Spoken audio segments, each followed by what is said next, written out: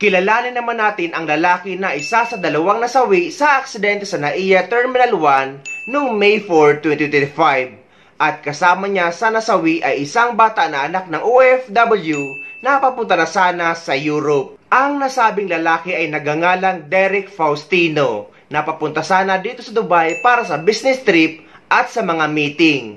At isa siyang senior supervisor sa isang kumpanya at isang breadwinner ng pamilya. Kinuwestiyon naman ng pamilya ang hindi daw agad pagbibigay ng atensyong medikal.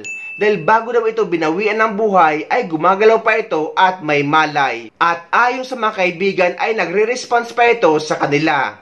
Pwede pa daw sana maisalba si Derek kung naidala agad sa ospital. Tahimik, ganyan ilarawan ng kanyang pamilya at mga kaibigan si Derek Keo Faustino na kabilang sa nasawi sa malagim na aksidente sa departure area ng NAIA Terminal 1. Senior supervisor ng isang publishing company si Faustino.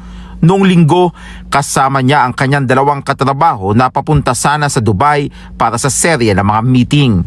Alas 8 pa lamang inihatid na sila ng company vehicle sa airport para sa alas 12 flight. Habang nagbababa ng mga maleta ang mga kasama, si Derek kumuha ng pushcart pero kasabay nito isang SUV ang humarurot at sinalpok siya. Nagkagulo na, hinanap nila yung kaibigan nila, yung kasama nila. Nakita nila nasa ilalim na ng sasakyan, nakaipit. Pero masakit para sa pamilya Faustino, sabi ng katrabaho nito, wala umunong tumulong agad para maitakbo sa ospital ang biktima. They were begging for help, for medical assistance kasi ang kailangan medical attention to na gumalaw pa at kumilos, parang kinulang yung tulong na nakuha nila. Sana nabigyan man lang ng kaagad na medical assistance or medical help para naisakay nadala sa ospital. Baka kasi nagkaroon ng chance pa na mabuhay. Ngayon, matindi ang pagdadalamhati ng pamilya para sa magandang kinabukasan sanang naglaho.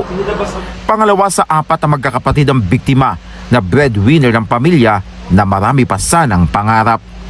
Nawala yung pag-asa ng pamilya, yung kinabukasan ng mga kapatid. Yun yung role niya sa family. Tahimik na bata yun, pinapag-aral niya yung bunso niyang kapatid. Yung isa namang kapatid niya, napagtapos na niya. So siya rin ang tumutulong sa tatay niya. Magdiriwang na sana ng kanyang ika-30 kaarawan ng biktima sa May 29. Mahirap na din magsisihan dahil aksidente ang nangyari at walang sino man ang may gusto nito. Pero agree ako sa panawagan ng tatay ng bata na dapat mapanagot ang driver at dapat itong maparusahan. Kaya ako nagsasalita dito para mailabas ko yung nararamdaman ko. Kasi wala din ikausap. Kasi talagang mahal na mahal ko po yung anak ko. Manisa.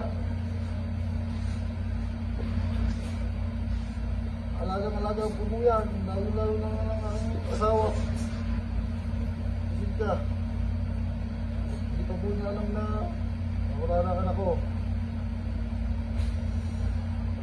Nakakalungkot po. Talagang mahal-mahal ko po yan.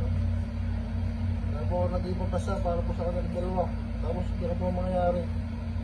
Sana po itulungan niyo ako na managot yung bumangga sa anak ko. Nakakalagot na po ito. Tulungan niyo po ako.